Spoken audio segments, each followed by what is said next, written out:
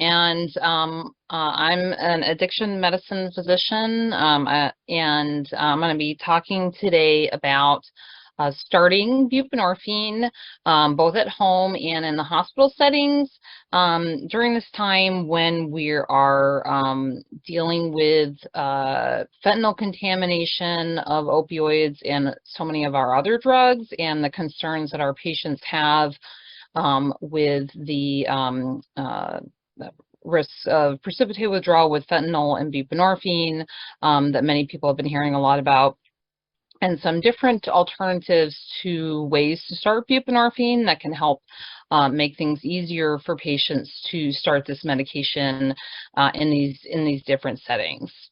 I practice in a rural part of Alaska.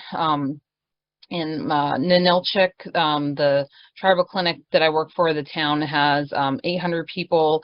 It's 35 miles from Homer. This picture is of Homer, where our nearest hospital and pharmacy are. So we do all of our medication inductions are at-home inductions, and they've always been that way, since it's quite difficult for our patients to come and go from our clinic and from the pharmacy. So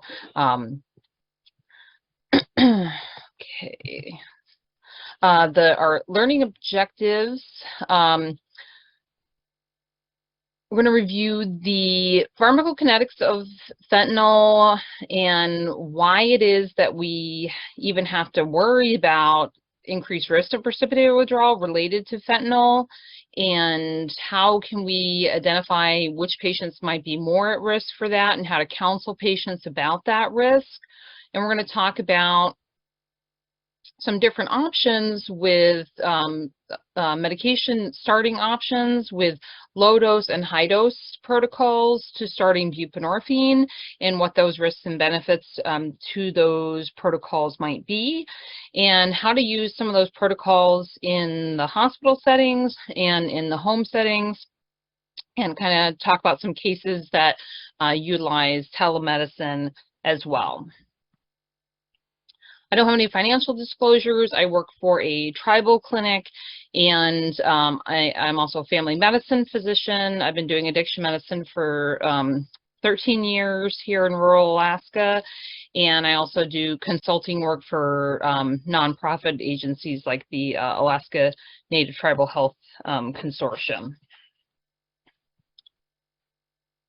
So buprenorphine, to understand what precipitated withdrawal is and why we worry about it, we have to understand how buprenorphine works. So buprenorphine is a partial agonist, meaning that it only partially stimulates the opioid receptors, but it also has a very strong affinity to the opioid receptors. So it binds to those opioid receptors very, very tightly, so tightly that it knocks off any opioids that are currently in the system.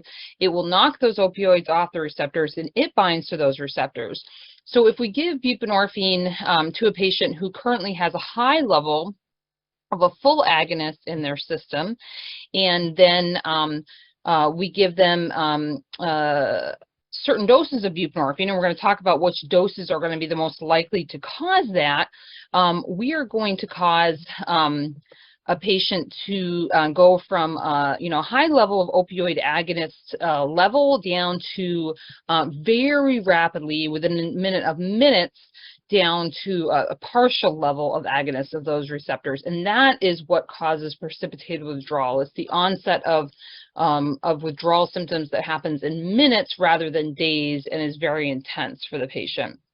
And although it may last only for a few hours if the patient continues to take their medication, it's very uncomfortable, and it can be really problematic because it can make patients not want to take their medication. It can make patients afraid to engage in treatment, to try it again.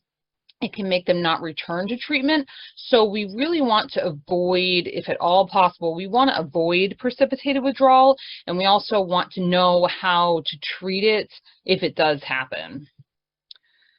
So fentanyl is the dirty player here that is causing this to be more of an issue than it used to be with buprenorphine. And as we know, fentanyl is ubiquitous in the entire opioid supply now. But it's not just fentanyl and heroin anymore. Fentanyl is just straight up available in the pure form on the streets now. Probably a lot of you have in your community these blue pills. And we've had patients now coming to us, and this is all that they're using is these blue pills. The DEA has noted that these counterfeit tablets, most often they're marketed as Oxy 30s, often also can be marketed as Xanax, these counterfeit pressed pills. Almost half of these pills contain what could potentially be a lethal dose of fentanyl. So really potent, incredibly dangerous counterfeit fentanyl pills. And so we're seeing more and more of these being used, as well as just fentanyl in all the heroin. And sometimes it's not even heroin, it's just straight up fentanyl. So, so a lot of our patients are really migrating towards really quite heavy fentanyl use rather than heroin use. And fentanyl, in the traditional way we think of using fentanyl in the medical sense, is a very short-acting medication, which is why we like it in anesthesia. The onset of action is very rapid, but it also goes away very rapidly, which we love it for like conscious sedation, using it in the ambulance, that sort of thing. But when you use fentanyl chronically, it's lipophilic. It absorbs in the fat in the body, kind of like THC does, and so it builds up in your system. And so when you stop using it, it actually takes a long time for it to come out of your system. So it's no longer acts as a short-acting opioid. It ends up acting more like a very long-acting opioid, almost more sort of like you would think methadone was. Like it takes many days for it to come out of your system after you stop using it. So this is a graph that shows the urinary elimination of fentanyl and its metabolites. As you can see, it can be detected over the course of about 10 days in the urine. So really an extended period of time. And there is some evidence to suggest that the withdrawal from fentanyl might be more severe. It hits people more quickly, and it's more difficult to tolerate, perhaps, and it may last longer.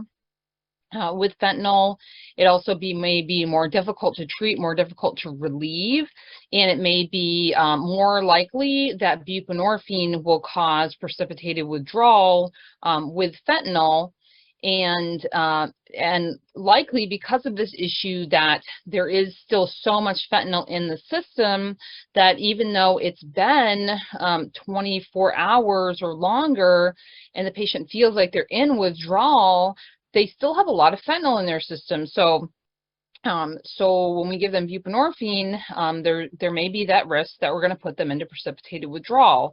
And it may take a large dose of buprenorphine to really relieve their withdrawal symptoms. But a lot of these are like a lot of case reports that we're hearing about this, and hearing it a lot from our patients. So this is some examples of things that patients say. I was almost 72 hours into withdrawal and took buprenorphine, and I couldn't believe it because this never happens. But bam, 5 minutes after I took it, I was dripping with sweat, puking, coming out of every end. Buprenorphine sends me into withdrawal every time I try to get off fentanyl. Doctors tell me it's not real, but I waited for 80 hours, and they gave me a Suboxone, and it still put me into precipitated withdrawal.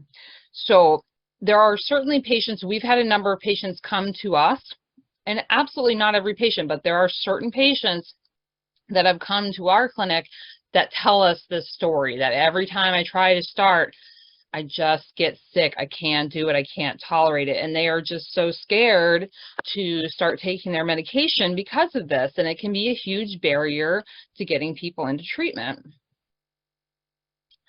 But I think we should have caution to think that this is not happening to everyone, and that some of these reports may be overblown.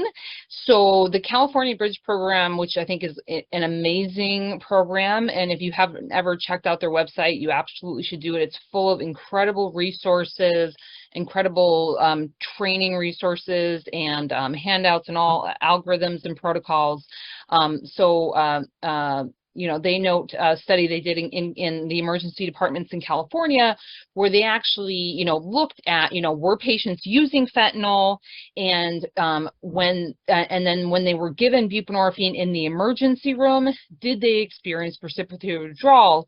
And it was actually super rare. You know, it was way less than 5% of the patients who were, you know, experienced precipitated withdrawal, even though most of them, you know, at least half of them were using fentanyl.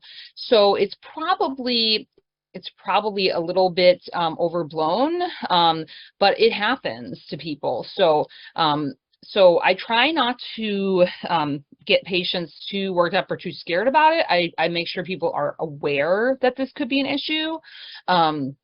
But I also let people know that, you know, most of the time everything is going to be fine, but that this might be an issue for some people. So starting buprenorphine, it's an art and a science. There is no one size fits all, you know, recipe to starting buprenorphine.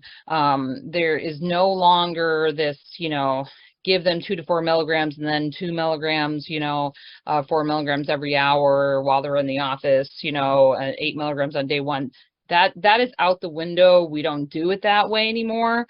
When we think about what's the ideal procedure for starting buprenorphine, it varies a lot from patient to patient, but the goal is that we want the maximum opioid agonist effect so that we relieve the withdrawals and we relieve the cravings. We want a good opioid blockade, which requires ideally 16 milligrams or more of buprenorphine to get an opioid blockade. We want to reduce the risk of withdrawal symptoms, especially precipitated withdrawal. And we want this all to happen as quickly as possible to make sure that we keep patients in treatment and reduce their opioid use and risk of overdose. So well, let's talk about a case, and then I'll ask you a couple questions and ask people to chime in with some ideas in the chat, or I don't know if we're able to raise hands or talk, but first case, so a 35-year-old Alaska Native male. He lives in a roadless village with no local clinics, so he's seeing you via telemedicine today for a consult to start on buprenorphine. He's been smoking about a dozen fentanyl blue pills a day for the last year, and he wants to get on the monthly extended release buprenorphine injection because he, in the past, Suboxone made him deathly ill. Even when he waited for a day and a half after stopping taking the fentanyl, he took a half a strip and it made him sicker than a dog. And his friend is on the shot and he said that it's great, and he said that he should get on it. So that's what he wants to do. But then he gets really anxious when you tell him that he's going to have to take some sublingual buprenorphine prior to getting his injection. And he does not like that idea because he got so sick before. He says, hey, I have to work. I cannot miss work. I can't be home sick all week. He only gets 1 day off of work to be able to do his medical care, to be able to fly into the clinic and to get his injection. So he says, you know, I can't be off sick, you know, missing work for, you know, being sick from withdrawal. So how can we reduce his risk of precipitated withdrawal, and how can we reduce his days off from home and work? See if anyone wants to throw out any general ideas in the chat box here of some ideas for patients who are remote like this. What are some things that we can offer them?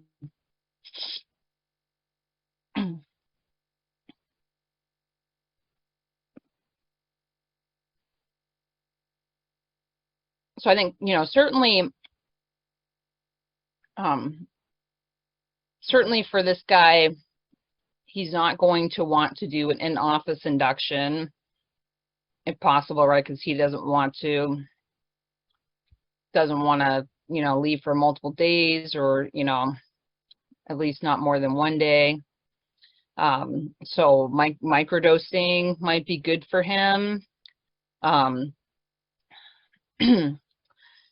Yeah, medications to help with his symptoms. Yes, comfort medications to help with withdrawal symptoms. That's super important. Yep. So we could, yep. So give, yeah. So we start him at home and then check in with him daily and kind of adjust his dose as needed.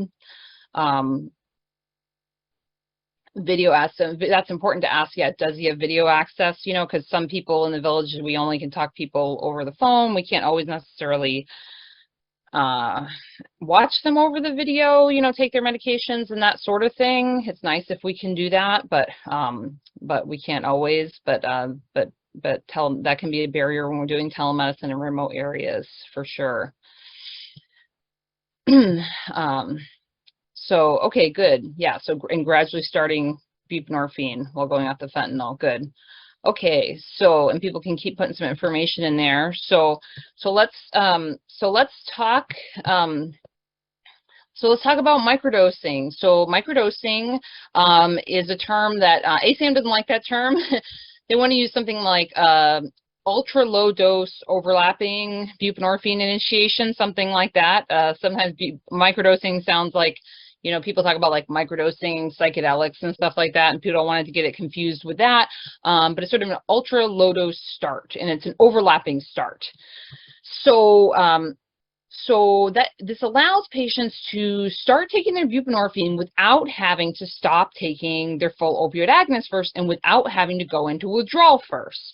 And we do this by having people start by taking very low doses of buprenorphine, very low doses, 0.5 milligram or less. So the basics of microdosing is people are going to continue taking their opioid of choice, you know, whether that's fentanyl, heroin, methadone, OxyContin, whatever it is.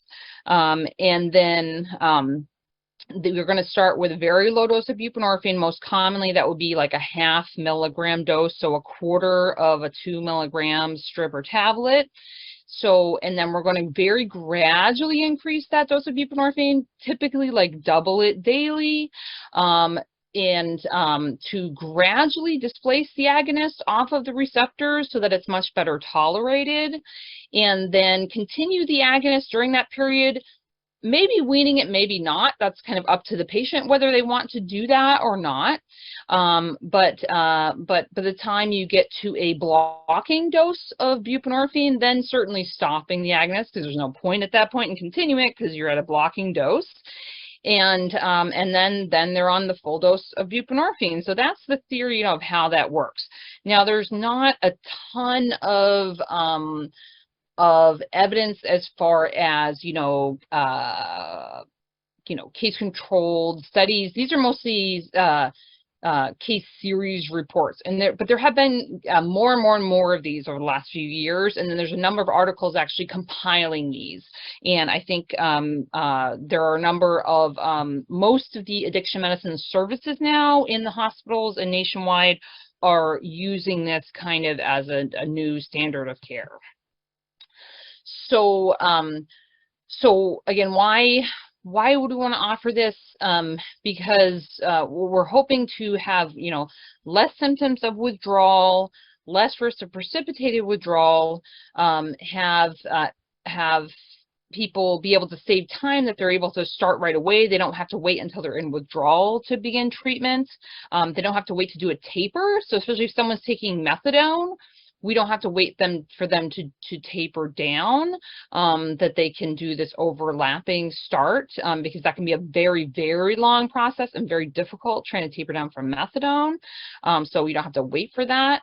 And especially if people are taking something like fentanyl, and then with pain management. So we actually use this even in patients who don't have opioid use disorder too, and I have patients who are on chronic high-dose pain medications, but they have a lot of risk factors and they need to get switched to buprenorphine for safety reasons, but they're too scared to stop their medications and to experience withdrawal. They can do this overlapping start. So I use especially patients switching from methadone to buprenorphine, patients with chronic fentanyl use that is heavy and they're concerned about it, patients with severe acute pain, like especially who are hospitalized with a severe like trauma or injury or surgery, or patients who just note especially that a report that they've had failed attempts in the past due to precipitated withdrawal.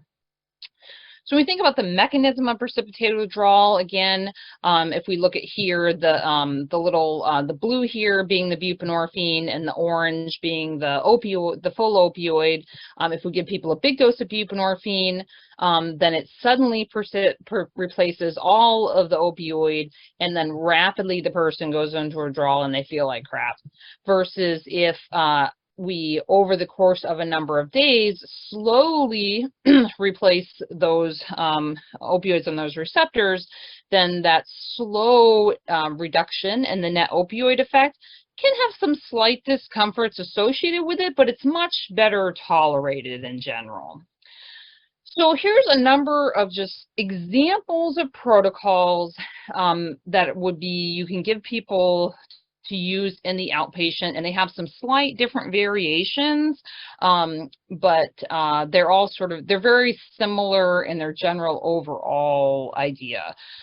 So most of them all start at around 0.5 milligram. Some of them try to start at 1/4 milligram. It's a little bit hard. You can cut the strips for sure in 1/8, but and then essentially doubling the dose every day until you get up to 12 to 16 milligrams, and that's when you can stop the other opioid at that point in time. This is an example of what it might look like when you're writing the prescription. Now, the important thing here is that you got to remember that you might have to write, 2 different prescriptions. The initial prescription is going to be for small, either 2 milligram strips or tablets, and then they're going to be transitioning to the larger 8 milligrams, the last couple of days. So if you're not going to see the patient for a full week, you may need to give them, both of those prescriptions at the same time for both the 2 milligram and the 8 milligram. This is another example. It kind of shows, again, how a patient kind of might cut that strip, how often they're going to take it, and how they're going to increase that dose over the course of a couple days. A slightly different dosing protocol over a slightly different number of days. This is the one I've been using in my clinic. The only thing I don't like about it, which I'm going to edit it and try to cut and paste and change it, is that it uses some medical terminology, like BID and agonist and that sort of thing. So, we don't want to use that kind of language with our patients, but I like that it has kind of clear pictures and clear writing as far as the instructions there. So there's lots of different protocols out there, but they all have essentially, for the outpatients, roughly about 5 to 7 days, basically starting at 0.5 milligram a day, doubling every day, stopping your full opioid when you get up to 12 to 16 milligrams or so. Now, there are some protocols that are more rapid than that, so more rapid microdosing.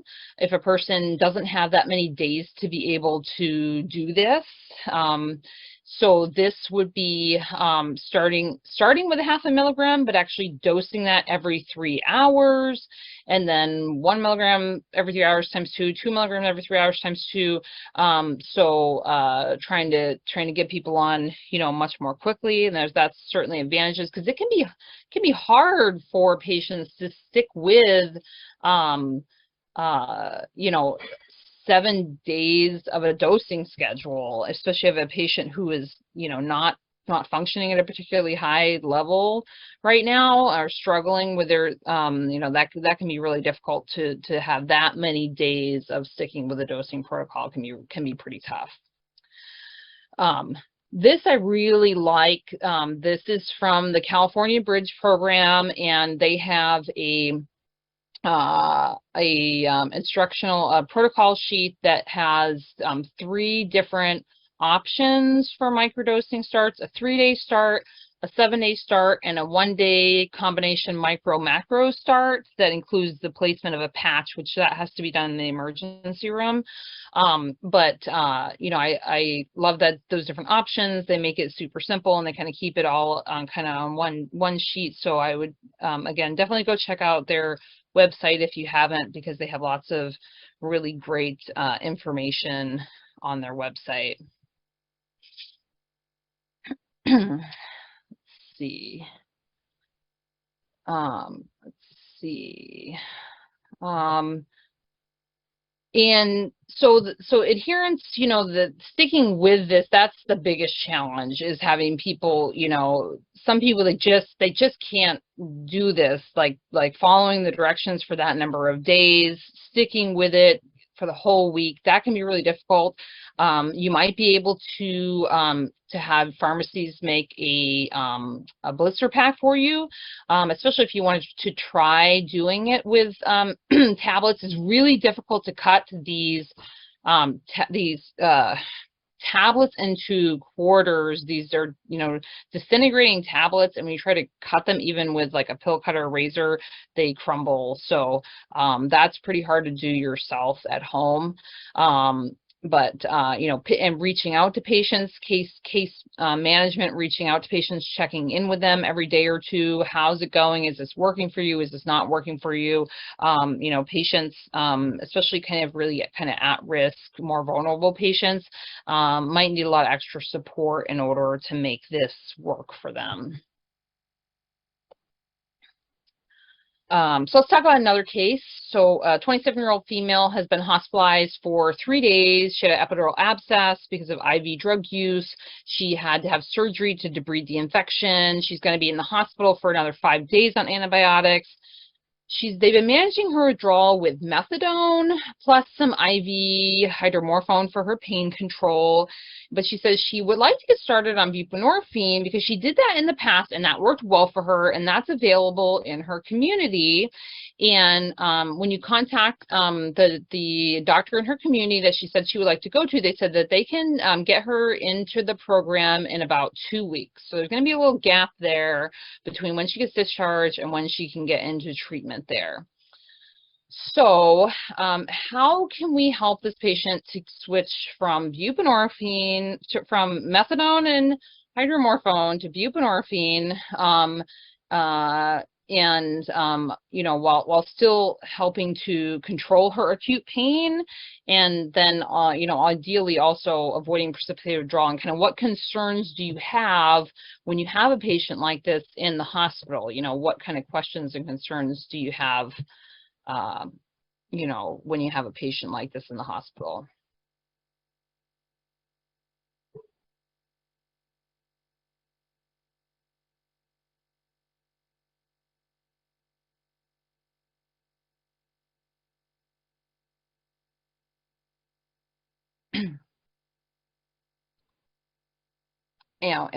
You know, one of the problems I found myself is when I've had patients who, when we're in a rural area, we have patients who, when they're critically ill, they get shipped up to Anchorage, and sometimes they get their withdrawal symptoms managed with methadone when they're in the hospital, but the patients are going to go back to a rural area where they're going to be on buprenorphine. They don't have access to methadone. So traditionally, that's been a pretty big problem with them, having them on methadone in the hospital, but then having to switch to buprenorphine when they leave. And sometimes they're there for weeks on methadone. So it's not just a day or two, it's weeks because they have endocarditis or they have major trauma. And so, and we've been trying to kind of educate the hospitalists that, you know, hey, you don't have to manage, you know, you can manage people withdrawal and buprenorphine and when they have acute pain. So, you know, we can utilize microdosing also in the hospital, and we can do this, you know, even when patients are having having pain. We can use it when patients are post-op. And ideally, we want to do this before patients leave the hospital. We don't want to wait until after the fact. You know, we don't want to send patients home with methadone for their pain and then leave it up to the clinic, you know, the doctor in the community to deal with it. You know, that's kind of the worst case scenario. So now, so let's talk about doing microdosing in the hospital. So traditionally, starting people on the buprenorphine in the hospital has been very challenging when we think of the way we used to start buprenorphine, because having to, you know, having to have the nurse, you know, monitor the withdrawal symptoms frequently and you know, stop, you know, having to stop all of the opioids and wait for people to be in withdrawal. I mean, you can't really do that when someone's in acute pain. And if you're trying to put someone into withdrawal and watch them, I mean, they're going to be miserable. They're going to be really difficult for the nurses to take care of. It's really high workload for the nurses. It's just difficult all around, and it's going to probably cause the patient to leave AMA because they're going to be miserable, and they're really not going to be committed to the induction. So, but we have some advantages to in-hospital microdosing. For one thing is we have the ability to observe and treat the patients. We have lots of medications on hand to be able to treat symptoms, medications that normally we wouldn't use in the outpatient setting, like benzodiazepines, you know, ketamine. We might have them there for a long time, like especially if they're being treated for endocarditis or major trauma, we could have them there for a week or two sometimes. So we might have a long time to like gradually titrate them up, take it slow, take as much time as they need. We can give them as much full agonist as they need to control their pain. There is no limit to that because we have cardiorespiratory monitoring. So while we're doing the microdosing, we just give them as much as they need to control their pain of the, you know, Dilaudid, methadone, hydromorphone, whatever we're giving them. We just give them as much as they need. And we can also use some forms of buprenorphine that we're not allowed to use in the outpatient setting. So like in the outpatient setting, you can only use sublingual buprenorphine. You're not allowed to use the forms that are only authorized for pain. But in the hospital, you can. In the hospital, you can use the buccal buprenorphine, you can use transdermal buprenorphine, and you can use IV buprenorphine. So you have a lot more options for some different dosing options to use that allow you to really titrate to make it easier maybe to administer some of these ultra low doses of buprenorphine while the patient's in the hospital. And you can work with what's on your hospital formulary, because hospital formularies are all different. Some hospitals don't want you to cut things into small pieces, depending on what the pharmacy requirements are. But the idea is exactly the same. Again, starting at like around 0.5 milligram, doubling the dose every day. And again, you can use things like methadone, you know, which you can't give someone the methadone in the outpatient unless they're, you know, being seen in the OTP. The OTP can do that, but we can't do that, you know, as like a PCP. But we can do that when they're in the hospital, which is great. So that gives us more flexibility to do something like that. So, but it's, you know, the same basic protocol. But we have the ability, you know, like this protocol is looking at stretching it out for a longer number of days, for 12 days for a patient that's kind of struggling with symptoms. We can slow it down. We can pause it a little bit. We can give people more. This is using hydromorphone as their pain medication, or their medication to help with any untreated withdrawal symptoms. So we really have that flexibility to adjust depending on patient's symptoms. We can use IV buprenorphine. So this chart is just in here to kind of show you what the calculation is to it's about 0.3 milligrams of IV buprenorphine to 1 milligram of sublingual buprenorphine, basically. But again, it's the same process, and that can be good if a patient, you know, is maybe they're intubated, or, you know, there's an issue where they just have so much vomiting, they're just having really trouble, like, or they're, you know, having a little trouble like keeping something under their tongue, then IV can be a good option if you have that in your hospital. Buccal buprenorphine, so Belbuca, that's the brand name. Again, it comes in these smaller doses, which is really nice because it's actually, doses, that are smaller even than the half a milligram in cases. So it allows for a slower titration up if needed. So again, this is just another example of different protocols that you can use with different formulations of buprenorphine, depending on what you have in your hospital, because every hospital has different formulations on their formulary. And in pregnancy and in critically ill patients. So, there's been, there's been more of a movement of transitioning people, who are having withdrawal and are critically ill onto buprenorphine. And what we tend to see is that it tends to stabilize their vital signs. So this is just a case study looking at a pregnant woman who was found down, who was intubated and sedated, and they're trying to manage her withdrawal, with fentanyl. And was really having a lot of issues with, trying to manage her withdrawal with the opioid along with midazolam, because they thought she was having benzo withdrawal, and just it was really affecting her vital signs. I mean, so much more side effects from the from managing it with that. And as soon as they started, did the microdosing with her, and they were able to transition off the full agonists. Then her vitals all stabilized. She became much more stable, and they were able to extubate her. So, so it can be used in patients who are intubated. It can be used in patients who are critically ill. It's been used in lots of different situations. And again, it also can be done in a very short period of time, over just a couple of days. And this is a 48-hour one, again, using hydromorphone as the full agonist, which you can only do in the inpatient setting.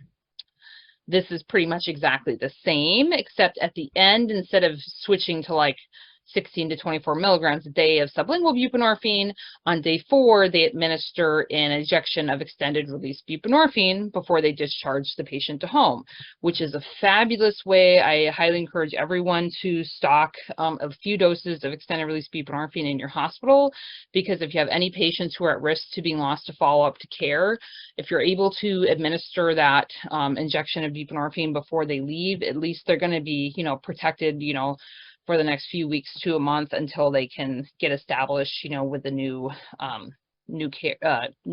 primary care for continuing their MOUD.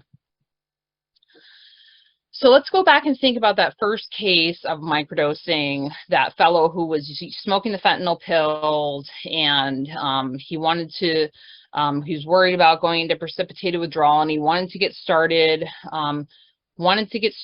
on the extended release buprenorphine, but he was afraid to. But what he says, you tell him, hey, why don't we do the microdosing? It's going to take you a week. And he's like, whoa, that's not going to work, because my dealer just got arrested, and I only have enough pills left to get me through the next 2 or 3 days until I got my prescription in the mail, and then I'm going to be out. So there's no way that I'm going to be able to take pills, with my buprenorphine for the next week to do a microdosing protocol. Like, that's not going to work. I'm going to be completely out of fentanyl, and there's no way I can get it, because he lives in a village. That dealer was the only dealer. He has no way to get any more fentanyl. He's out. Or you might have patients that say, no, I don't want to continue. I'm done. I'm done. I'm not going to take any more. I'm not going to see my dealer. I'm not going to buy any more heroin, right? I'm done, which is great. We love to hear that, right? So what can we offer this guy who says, no, I can't do microdosing. That's not going to work for me. What could we do for him instead?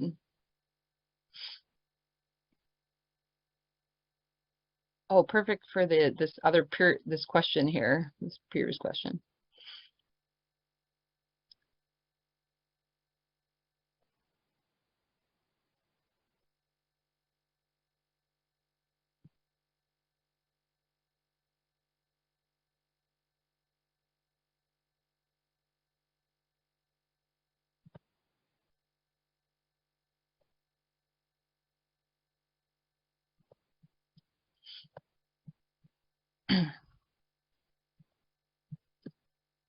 So it's a little bit more tricky, right? Because we don't want him to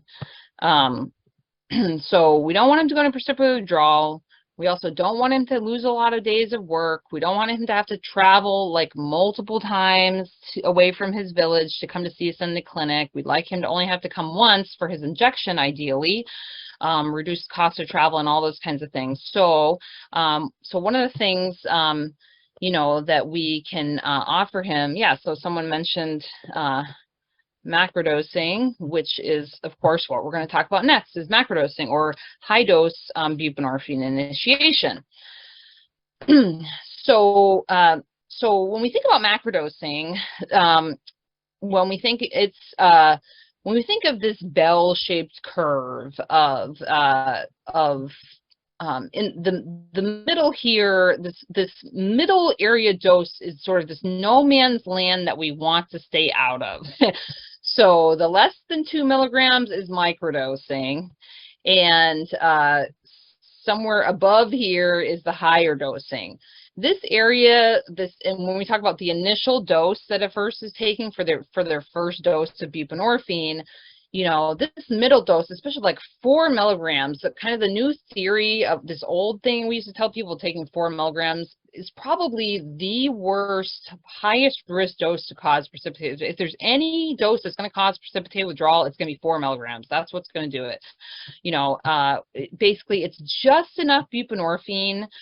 You know, so if we think this green being the buprenorphine and the red being the fentanyl, it's just enough buprenorphine to pretty much knock most of the fentanyl off the receptors, but it does not give people any relief of their symptoms. You know, 4 milligrams is never going to help anyone feel better. Like, no one's ever going to feel better with 4 milligrams of buprenorphine. You know, they're going to need more than that. So, so it's like the worst dose to start with for these patients. So. So the idea with macrodosing is that we are displacing the opioid, but we're also giving a large enough dose that we're giving them enough opioid agonist effect. They're not going to feel well until they get an opioid agonist effect, and they're not going to get enough opioid agonist effect until they have a high dose of buprenorphine in their system. That's the only time, that's the only way they're going to feel better, is when their dose of buprenorphine is high enough. And so if we can get it up there quickly, then they're going to feel better more quickly. So a high dose start really can mean a lot of different things. Again, there's lots of different protocols, but it's sort of any protocol that is where on that first day where we're giving people more than 12 milligrams on that first day. So it's usually anywhere between like 16 to 32 milligrams on that first day. So, because we think about buprenorphine, the onset of action is very quick. We can see the effect within about an hour. It's very safe. We're not going to have a lot of negative effects of giving a high dose, and we'll talk about that. We know that we need to have ideally 16 milligrams or more in order to get an opioid blockade and to have good control of cravings and improve retention.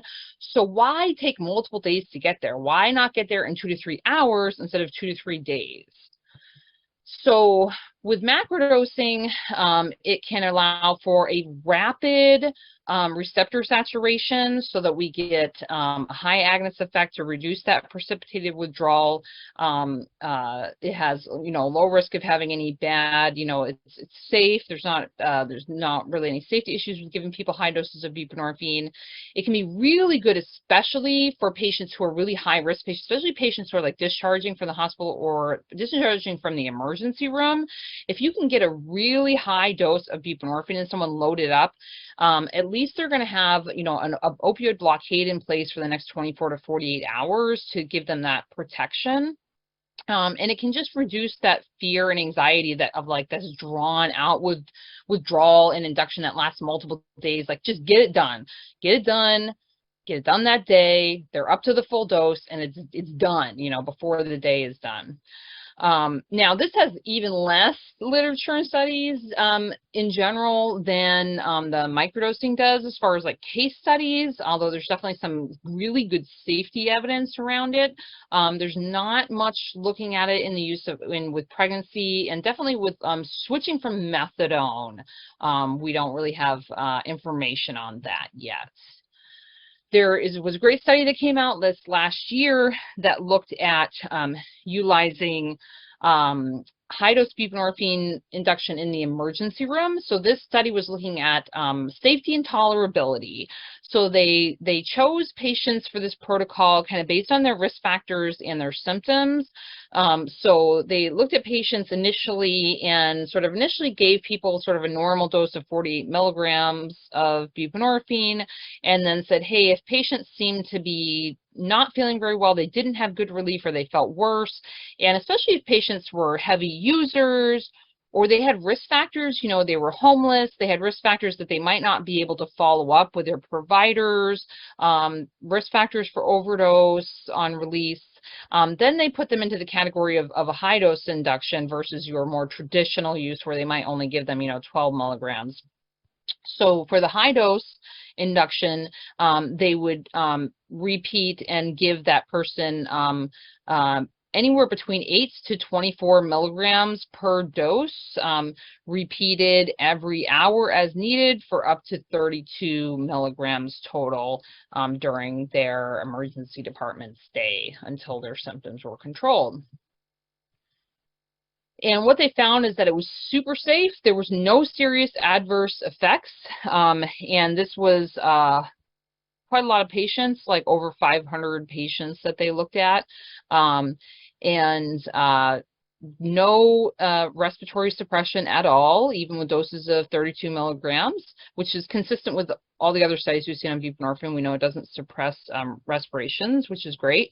And basically no precipitated withdrawal. In fact, less than 1% precipitated withdrawal. And in fact, the only tiny handful of patients who did have precipitated withdrawal actually were pretty much only the patients who got low-dose buprenorphine.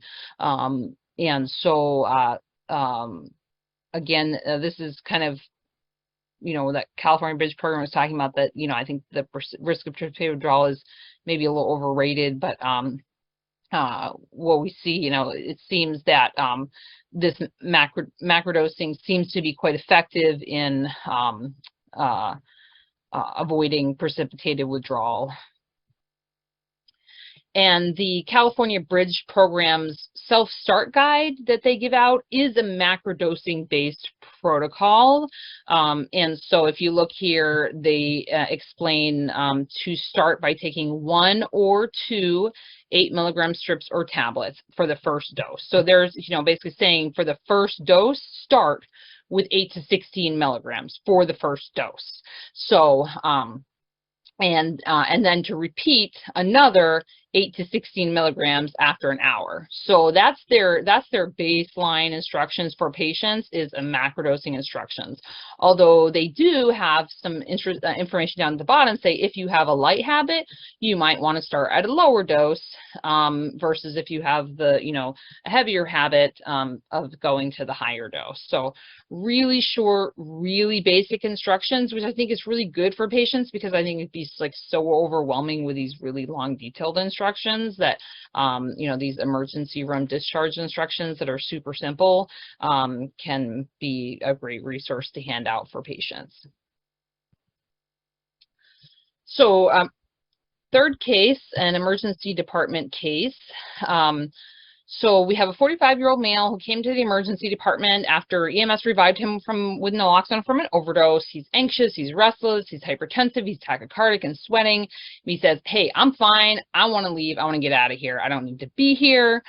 This is his second ED visit this year for an overdose, and you notice on his exam he's got a large abscess on his arm with significant cellulitis, and he really probably needs inpatient management for that infection. And so you'd like him to be admitted. And when you ask if he's interested in medication treatment for his OUD, he says that he is. He actually missed his appointment last week with his doctor to get enrolled in his buprenorphine program, and he was going to get started on monthly injections, but and he plans to reschedule, but, you know, he hasn't done that yet. So lots of questions for this guy. How can we get him to stay for admission? What can we do to get him comfortable, get him to stay? If he does insist on leaving, what can we do to increase his chance that he's going to be in treatment and to reduce his overdose risk? And if we can convince him to stay, how can we increase his success rate in staying on buprenorphine after discharge and reduce his risk of overdose? So what are some things that we can do for this guy when he's here in the emergency room and planning for the next couple of days, whether he stays or whether he leaves, what are some things that we can do for this guy? Anyone have any ideas about this guy? He's a tricky one.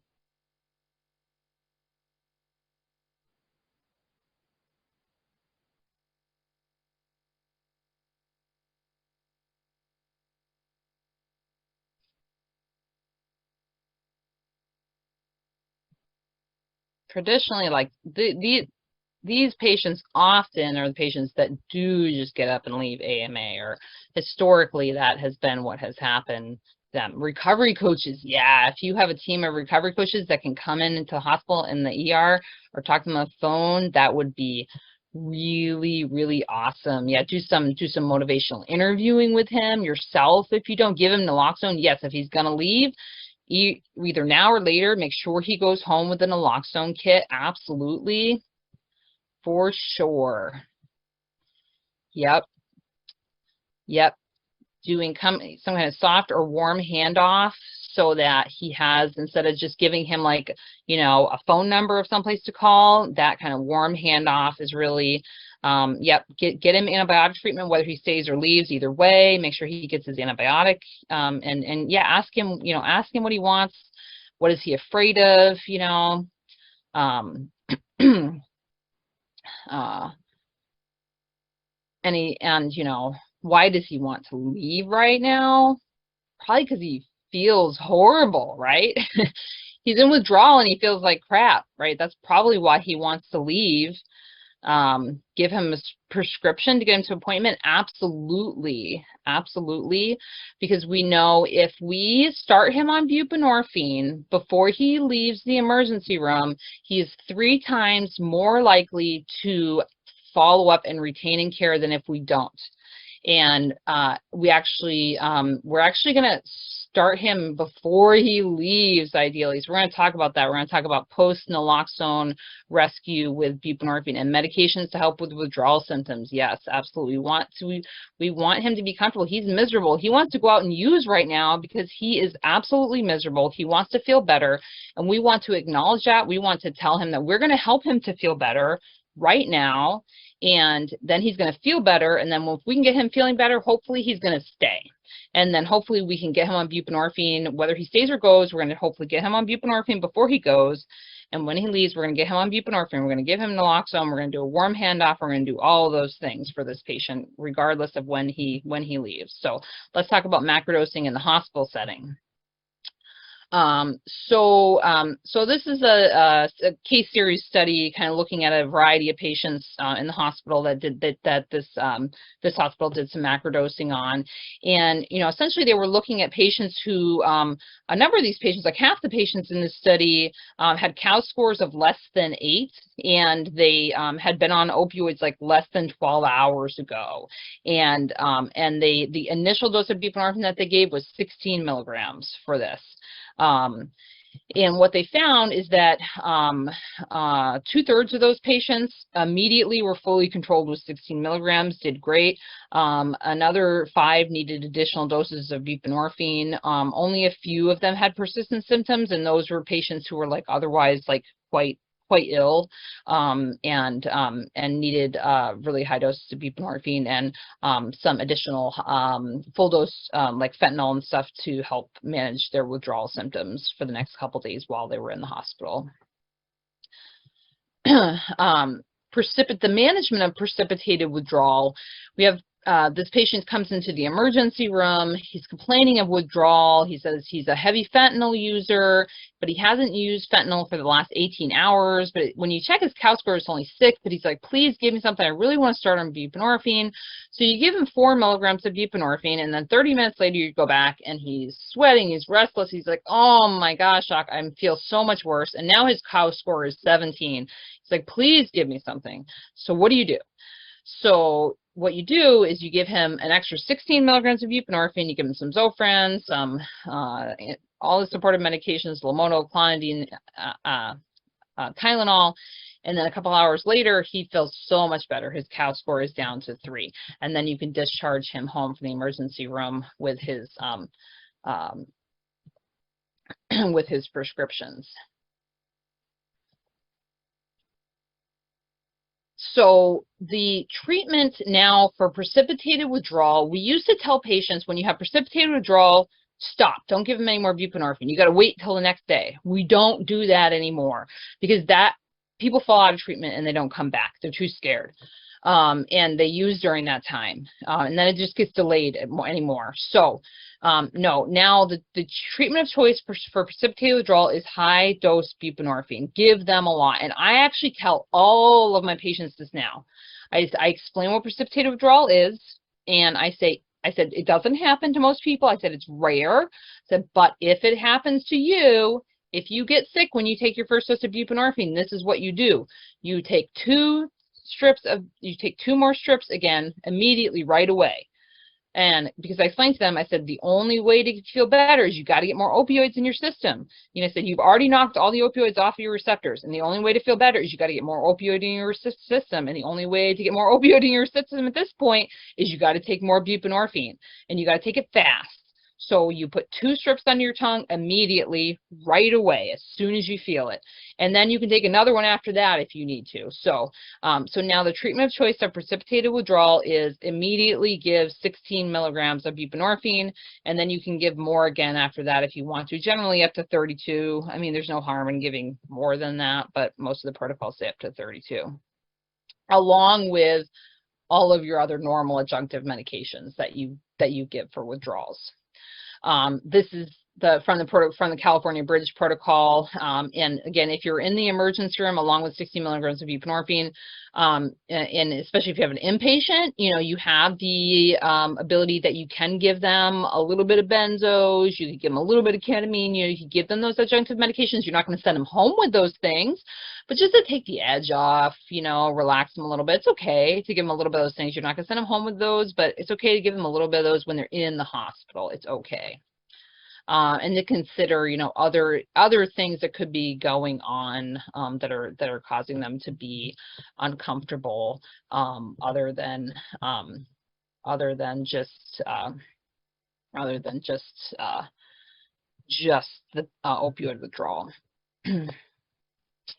And just a list of adjunctive medications if you're not familiar with them. So I give pretty much all of my patients, I give them a prescription for clonidine and ondansetron, pretty much everyone. And then I ask them, like, do you have a lot of trouble with sleep? Then sometimes I'll give them some trazodone, gabapentin I don't tend to use too much, but in the hospital especially can be good. And benzos would be in the hospital. I don't never give benzos in the outpatients, but again, we're talking about hospital right now. So in the inpatient it's okay to use benzos when people are in the hospital, but don't send them home with benzos, whatever you do, because if people are untreated withdrawal and they're out and they have benzos and they use fentanyl with them, that is a deadly combination. Don't ever send someone home with that.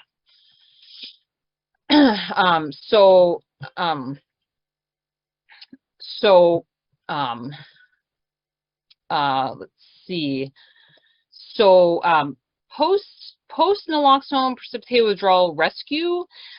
This is a new thing. I think we're going to see it's becoming the standard of care very soon.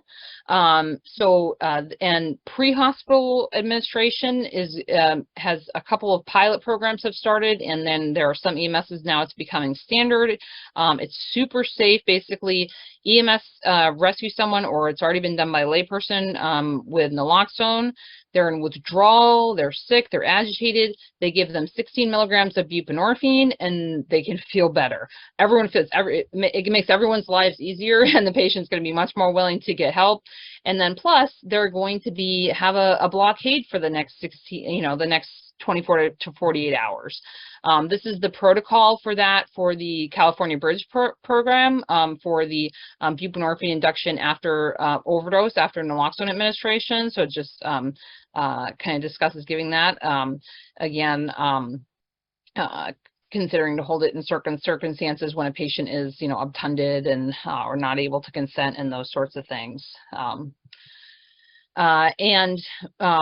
Please, before discharge, regardless, please administer high-dose buprenorphine before a patient goes home whenever possible, because we know when patients go home after discharge, especially from an overdose, the highest risk time for death after overdose is the first 2 days.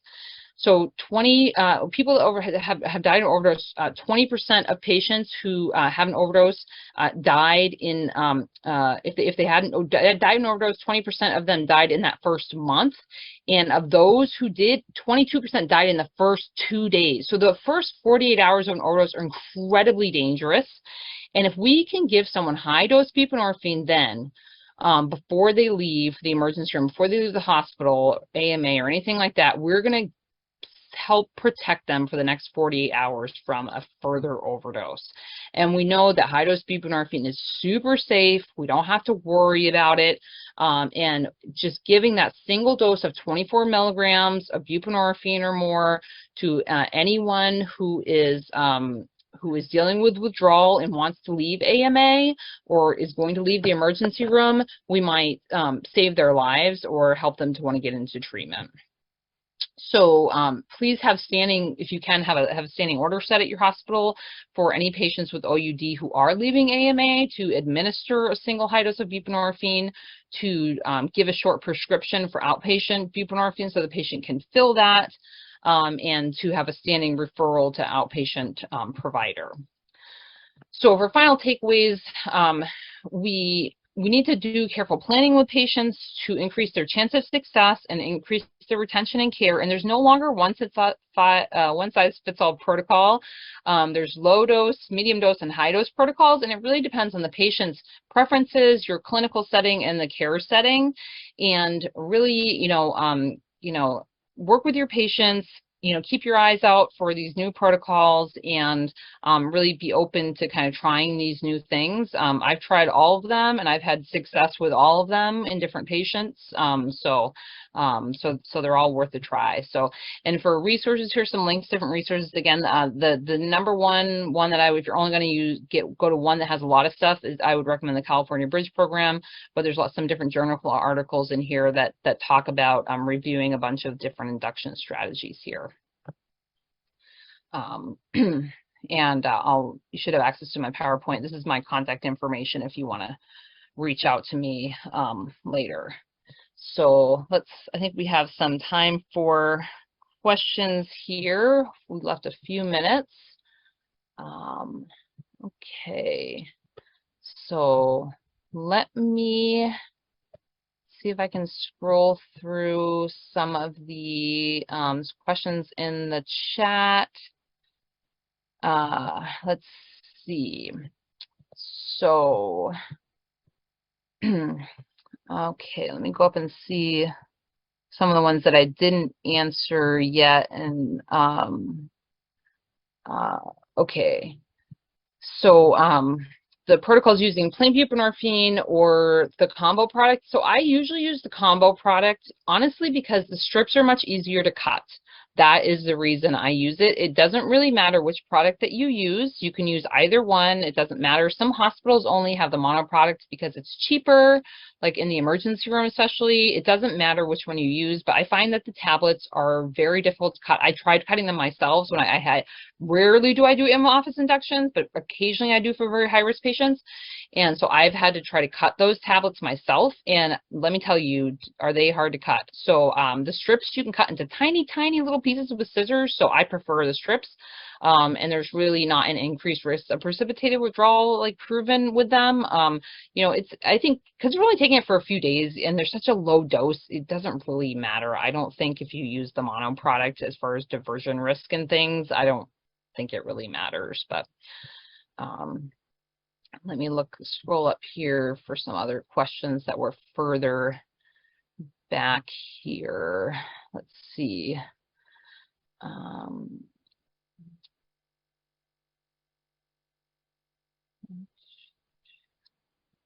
Let's see.